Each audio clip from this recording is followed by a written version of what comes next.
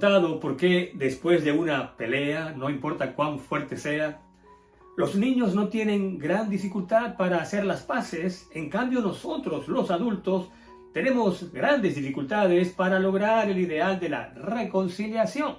Interesante pregunta que vamos a tratar de responder por medio de dos sencillos pero interesantes relatos. Antes de los detalles, por supuesto, permíteme saludarte, darte la bienvenida a la continuación de la serie Cuéntame esa historia otra vez. ¿Y quién nos cuenta esos dos relatos? Bueno, el primero de ellos lo cuenta un autor de nombre Harold Kushner en su libro en inglés How Good Do We Have to Be? En español diríamos ¿Cuán buenos hemos de ser?, publicado por Little Brown and Company en el año 1996. ¿Y qué dice el relato que cuenta Kushner?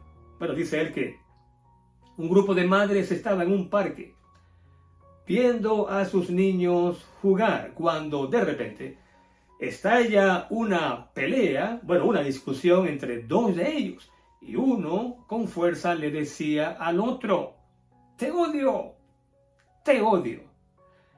y no voy a jugar más contigo. Bueno, el otro, por supuesto, después de esas palabras, se alejó, cada uno tomó por su lado y comenzaron a jugar de manera independiente. Pero dice el relato que en un momento dado, los dos niños comenzaron a jugar como si nada había pasado. No hubo palabras de disculpas o perdón, nada por el estilo, sino que simplemente reanudaron el juego prácticamente donde habían quedado. Entonces una de las personas presentes, una señora, le preguntó a una madre que estaba sentada a su lado: ¿cómo es posible que estos dos niños hace poco estaban discutiendo acaloradamente y ahora están jugando como si nada hubiera pasado? Bueno, y esta madre, con esa sabiduría que Dios les ha dado, parece que estaba esperando la pregunta, porque respondió, al estilo salomónico. Dijo: lo que pasa es que entre ser justos y ser felices, los niños prefieren ser felices. ¡Wow! ¿Cómo fue? Entre ser justos y ser felices, los niños, ¿qué prefieren? Los niños prefieren ser felices. Bueno, por eso no debemos sorprendernos que logren reconciliarse, hacer las paces con tanta facilidad. No así nosotros los adultos, porque entre ser justos y ser felices, por supuesto, queremos ser justos, queremos que se nos dé la razón. Además, si hemos sido ofendidos o hemos sido heridos, queremos que se haga justicia, ¿verdad? Ojo por ojo, diente por diente, el que la hace la paga, y cosas por el estilo. Y por supuesto, con razón, ¿cómo podemos ser felices o cómo vamos a ser felices mientras estemos abrigando o ponderando o considerando la venganza o ajustes de cuentas? Bueno, el caso es que ahora entra aquí en juego nuestro segundo relato. Y el segundo relato lo cuenta una autora de nombre Diana Garland en su libro en inglés Family Ministry, algo así como Ministerio en favor de la familia, publicado por InterVarsity Press en el año de 1999. Y dice el relato que cuenta Garland que dos familias prominentes en Irlanda, estamos hablando de la Irlanda de hace más de 4 siglos, es decir, un viejo relato, un relato antiguo, dos prominentes familias estaban enfrascadas en una disputa, en una querella que ya tenía años. No menciona la causa de la querella, pero lo cierto es que, había violencia, y la violencia se desató de tal forma que en una oportunidad los Fitzgerald, comandados por Gerald, un conde de Kildare, persiguió a los Butler de Ormond, y las cosas iban saliendo tan mal a los Butler que tuvieron que en Dublín esconderse en la sala capitular de la iglesia de San Patricio.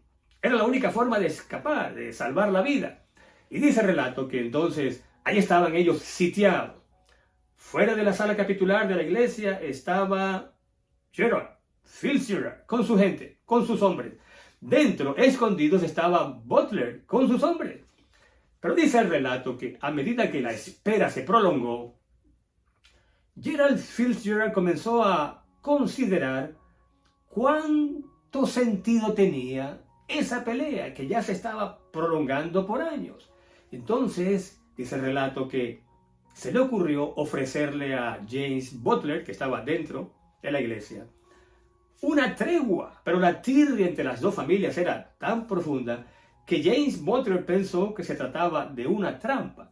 Y ahora viene la parte interesante del relato, porque cuenta Garland que el mismo Gerald Fitzgerald, al ver que no había respuesta del otro lado, tomó su lanza, abrió un agujero en la puerta, introdujo su brazo, corriendo el riesgo de que se lo cortaran, extendió la mano en señal de reconciliación y felizmente alguien adentro la estrechó. La puerta se abrió, Gerald Fitzgerald y James Butler se abrazaron, poniendo fin a una querella que había prácticamente dividido a las dos familias y había conmocionado a Irlanda por años. ¡Qué historia tan interesante! Pero quiero decirte que tanto como la historia me gusta lo que bien podríamos llamar el epílogo de la historia. ¿Y cuál es ese epílogo? Bueno, si buscas en internet vas a darte cuenta que esa puerta o lo que queda de ella todavía existe. ¿Y sabes qué? No solamente la puerta existe, todavía está el orificio, el agujero. A nadie se le ha ocurrido taparlo. ¿Y por qué no? Bueno, porque el agujero, el orificio habla del riesgo que alguien estuvo dispuesto a correr, con tal de producir la reconciliación de dos familias. El riesgo de, ya dijimos, que le cortaran el brazo, pero más importante era lograr esa reconciliación. Y con esto estamos diciendo, bueno, lo que prácticamente sería la segunda enseñanza, que si alguna relación significativa, tuya o mía, se ha roto, y muchas veces se rompen por bagatelas, por minucias, por trivialidades, alguien debe tomar la iniciativa de restaurarla. Si valió la pena y pensamos que todavía vale la pena esa reconciliación, entonces ¿por qué no restaurarla? ¿Y cuál fue nuestra primera lección? Bueno, si recordamos el relato de los niños, ellos nos enseñan que entre ser justos y ser felices, siempre será mejor ser felices. Es verdad, a veces sentimos que se nos hierve la sangre. ¿Qué se habrá creído fulano de tal? ¿Cómo es posible que haya hablado mal de mí a mis espaldas? Pues el que la hace la paga, ojo por ojo, diente por diente. Y mientras nos movemos en ese nivel, sí, la sangre nunca deja de hervir. Y entonces las consecuencias son obvias para nuestra salud. Pero quiero decirte que, mira, a medida que uno avanza en años, tanto más importante se hace que mantengamos intactas nuestras buenas relaciones personales. Así que, ¿alguna relación que necesite remiendo?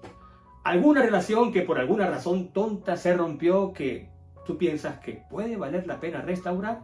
Bueno, si ese es tu deseo, entonces mete la mano a través de la puerta, extiende la diestra de la reconciliación. Si la relación vale la pena, y de verdad vale la pena, entonces intenta restaurarla, porque es un privilegio, es un verdadero tesoro tener gente a nuestro alrededor que nos ame, que nos valore, gente que nos aprecie por lo que somos, que no ponga condiciones para amarnos y que por supuesto nosotros no pongamos condiciones para amarlas, porque también ellas son un tesoro.